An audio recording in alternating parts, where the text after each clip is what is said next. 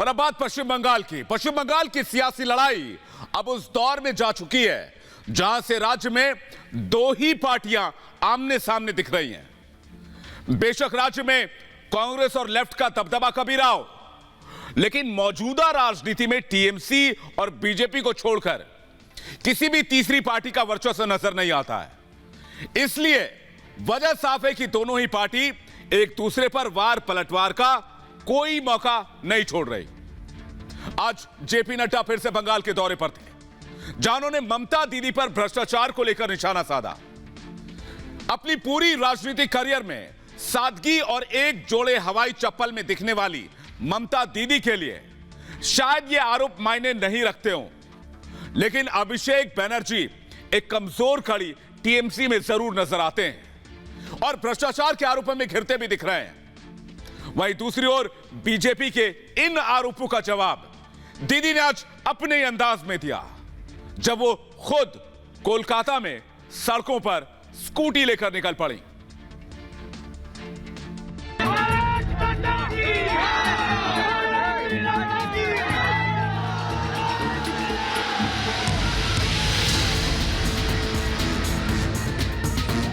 अब की बार बीजेपी बदलेगी बंगाल।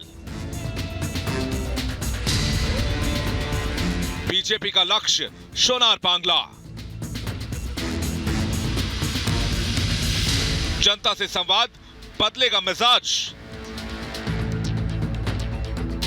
बंगाल के रण में बीजेपी ने जीत का प्रण कर लिया है। बीजेपी किसी भी हालत में बंगाल का किला फतेह करना चाहती है। बीजेपी बंगाल विजय में कोई कोर कसर नहीं छोड़ना चाहती और इसलिए आज बीजेपी ने सोनार बांग्ला बनाने के लक्ष्य को फिर से जनता के सामने रखा और लखो सोनार बांग्ला के नाम से अभियान की शुरुआत की। एक बार फिर से बीजेपी के राष्ट्रीय अध्यक्ष जेपी नड्डा पश्चिम बंगाल पहुंचे। इस अभियान के जरिए बीजेपी जनता से सीधा संवाद करेगी, उनकी राय इकट्ठा करेगी। बीजेपी का करीब 2 करोड़ सुझाव इकट्ठा करने का लक्ष्य है। इसके लिए 30,000 सुझाव पेटियां भी रखी जाएंगी। डिजिटल तरीके से भी लोगों से सुझाव लिए जाएंगे। बंगाल की प्रबुद्ध जनता जानती है कि किस तरीके से सोनार बांग्ला बन सकता है, इसलिए उनको समावेश करना, उनको साथ में जोड़ना और उनके विचारों को, उनके सुझावों को साथ लेके चलना, ये हम लोगों ने तय किया है। सोनार बांग्ला अभियान की शुरुआत के साथ ही जेपी नड्डा ने जनसभा को संबोधित किया और भ्रष्टाचार को लेकर दीदी पर जमकर निशाना साधा। अम्फान में 2,708 करोड़ रुपए दिए गए।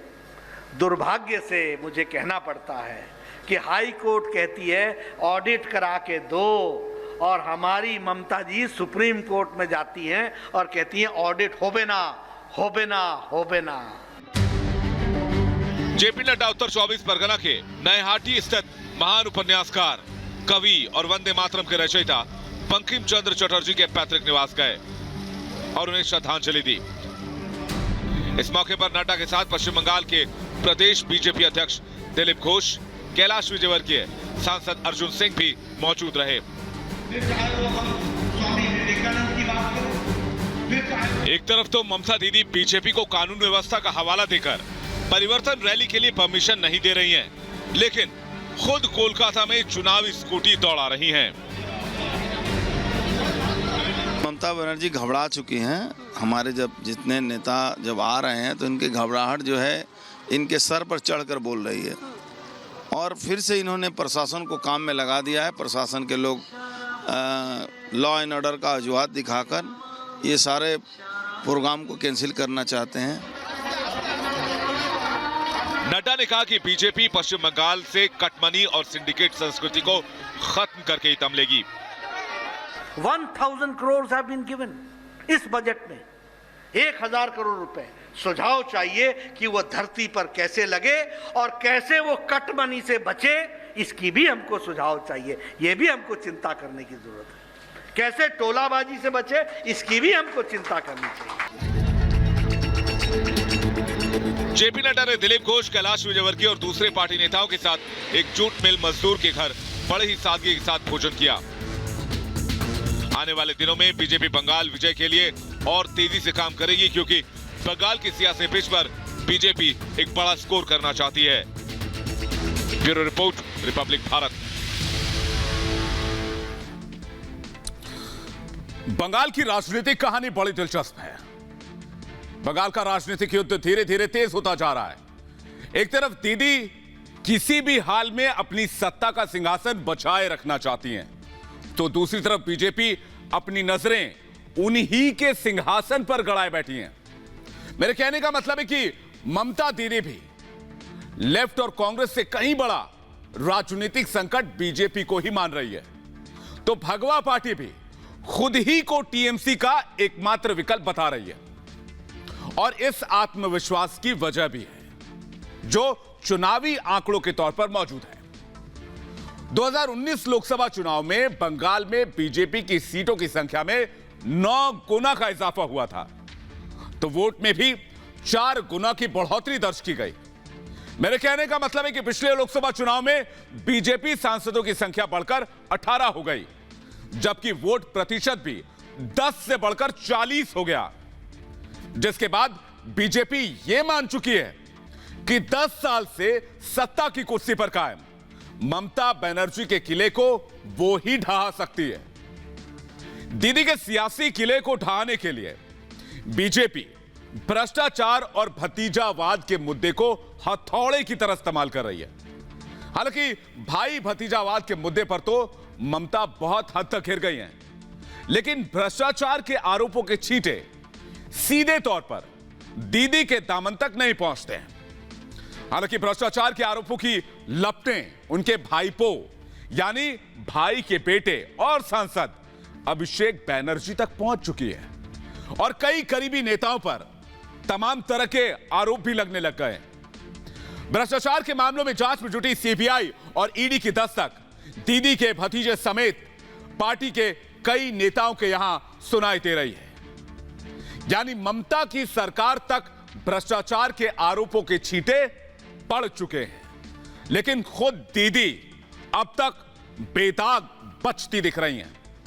शायद इसकी सबसे बड़ी वजह है कि दीदी का सफेद सूती साड़ी और हवाई चप्पल से कभी ना टूटने वाला नाता, फिर चाहे वो केंद्र में रेल मंत्री रही हो या फिर प्रदेश में मुख्यमंत्री रही हो, किसी भी हाल में दीदी के पहनावे और उनके रहन सहन में कभी कोई बदलाव नहीं आया। मुख्यमंत्री बनने के बाद भी ममता बनर्जी कालीघाट के अपने उसी पुराने मकान में रहती आई हैं और अपनी पुरानी कार में ही चलना पसंद करती हैं। लेकिन यहां अभिषेक बैनर्जी दीदी की राजनीतिक लड़ाई में सबसे कमजोर कड़ी साबित होते दिख रहे हैं। बीजेपी लगातार यह आरोप लगा रही है कि बंगाल में भ्रष्टाचार के बादशाह हैं ममता के भतीजे और टीएमसी में नंबर 2 यानी कि अभिषेक बैनर्जी, और भाईपों के बढ़ते प्रभाव की वजह से परिवारवाद के आरोपों को बल भी मिल रहा है। हाल के दिनों में टीएमसी के पुराने नेताओं के पार्टी से पलायन ने आरोपों को सही भी साबित किया है। भतीजे के अलावा पार्टी में किसी की कोई सुनवाई नहीं है।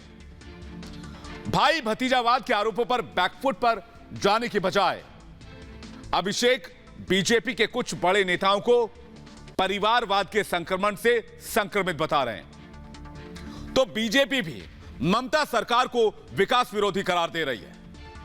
बीजेपी का यह भी दावा है कि राज्य में उसकी सरकार बनने पर बंगाल भ्रष्टाचार मुक्त हो जाएगा, बंगाल में अवैध कोल माइनिंग रुक जाएगी, ममता सरकार के राज में फल फूल रहा सिंडिकेट का धंधा भी पूरी तरह बंद हो जाएगा। इसलिए एक दिन के दौरे पर बंगाल पहुंचे बीजेपी के अध्यक्ष जेपी नड्डा ने लक्ष्य सोनार बांग्ला अभियान की शुरुआत की है। इस मिशन के तहत बीजेपी ने 3 मार्च से 20 मार्च के दौरान 2 करोड़ लोगों तक पहुंचने का प्लान बनाया है। इसके हर विधानसभा में 100 सुझाव पेटियां रखी जाएंगी। हेल्थ, फाइनेंस, पर्यटन और कई दूसरे सेक्टर पर बंगाल की जनता अपना सुझाव देगी। उसी के आधार पर बीजेपी परिवर्तन का घोषणा पत्र तैयार करेगी। चुनाव से पहले बीजेपी मतदाताओं के मन को पूरी तरह टटोल लेना चाहती है। लखो सोनार बांग्ला अभियान के लिए बीजेपी ने 294 एलईडी रथ मैदान में उतारे हैं। लेकिन बीजेपी के रथ को रोकने के लिए ममता बनर्जी भी स्कूटी पर चढ़ चुकी हैं। दीदी पेट्रोल डीजल की बढ़ती कीमतों के खिलाफ कार को छोड़कर स्कूटी से आज सचिवालय पहुंची। जाते वक्त उनके मंत्री फिरहाद हाकिम स्कूटी चला रहे थे, जबकि लौटते वक्त ममता दीदी ने खुद ही स्कूटी का हैंडल संभाल लिया। एक बात तो तय हो गई कि इस बार बीजेपी और टीएमसी के बीच जोरदार टक्कर होने वाली है। एक बड़ा घमासान दिखने वाला है। बीजेपी इस बार अभी नहीं तो कभी नहीं के इरादे से मैदान में है। वो हर चुनावी तरकीब आजमा रही है, जिसकी वजह से वो बंगाल में सत्ता के शिखर तक पहुंच सके। दरअसल टीएमसी को सबसे मजबूती से चुनौती दे रही बीजेपी को लगता है कि बंगाल में मतदाताओं का एक बड़ा हिस्सा भ्रष्टाचार, तुष्टीकरण में बढ़ोतरी और भाई भतीजावाद से तंग आ चुका है। 2011 के बंगाल विधानसभा चुनाव में ममता बनर्जी ने परिवर्तन का नारा दिया था। उसी नारे का कमाल था कि दीदी ने बंगाल में 34 साल के लेफ्ट को साफ कर दिया और अब 10 साल के बाद बीजेपी ने ममता बनर्जी के उसी परिवर्तन नारे को अपना हथियार बना लिया है। और अब बात आज के मित्रों सवाल की। हमने रिपब्लिक भारत से के मित्रों फॉलोअर से आज पूछा था, क्या सीजफायर समझौते को लेकर पाकिस्तान पर भरोसा किया जा सकता है? आपने अपनी राय वीडियोस बनाकर हमें भेजी है, तो आइए देखते हैं आज के टॉप वीडियोस। मेरा ओपिनियन सिर्फ यही कहता है कि इस बार भी भारत द्वारा पाकिस्तान पर भरोसा करना कहीं ना कहीं गलत साबित हो सकता है, क्योंकि 2003 में भी पाकिस्तान के साथ एक ऐसा ही समझौता किया गया था जिसका उल्लंघन पाकिस्तान ने खुद किया और बार बार एलओसी पर हमले करते रहा। इसी वजह से इस बार भी यह कहना कि पाकिस्तान भरोसे लायक है, मेरे लिए यह कहना मुश्किल होगा। मेरे ओपिनियन में सीज फायर को लेके हम पाकिस्तान पे भरोसा बिल्कुल नहीं कर सकते। हालांकि ये जो सीज फायर का समझौता हुआ है वो दोनों ही देशों के लिए अच्छी और बड़ी बात है, पर पाकिस्तान पे जब हमने भरोसा किया है तब उसका अंजाम कुछ गलत ही निकला है। एलओसी का उल्लंघन तो पाकिस्तान हमेशा करता आ रहा है, क्योंकि ये आतंकवादी पालता है और पूरे वर्ल्ड में इसको ब्लैकलिस्ट करना चाहिए, मेरा तो ये मानना है। और साथ ही इस मुद्दे पर हमने कुछ और लोगों से उनकी राय जाननी चाहिए। आइए देखते हैं। डीजीएमओ में जो बात हुई है भारत और पाक की कि हम बॉर्डर पे गोलियां कोई भी नहीं चलाएगा, बट हम पाकिस्तान पे कैसे ट्रस्ट कर सकते हैं? 2003 में भी ये बात हुई थी एक बार, तो वो पहले भी इस बात पे कायम नहीं रहे, तो हम कैसे मान लें कि वो इस बात पे भी कायम रहेंगे? अपने जितने भी उग्रवाद हैं, बम ब्लास्ट हैं, सब वही कराते हैं पाकिस्तान वाले, तो हम कैसे ट्रस्ट करें?